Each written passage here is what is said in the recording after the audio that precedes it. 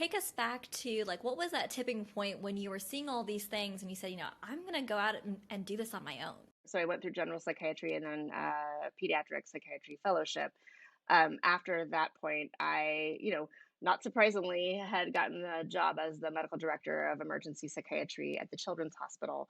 And it was known to be an incredibly high burnout, high stress job. The duration that people had lasted within that job was often, far less than 2 years because it was such high turnover. We were dealing with such ill children.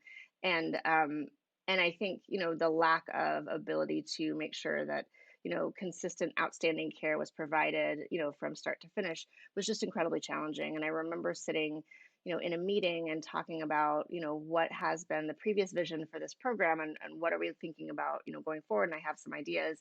And, again, like they're slow moving institutions, but I think my frustration with um, not being able to express the idea that we would have a vision for how this program would be shaped going forward was one of the tipping points. And then secondarily, just knowing that we could make some changes that would improve the outcomes of these kids, but finding the obstacles were just higher and higher to get there, made it so that I thought, okay, so I think I need to give, a substantial notice because we all do in medicine and think about going into my own private practice.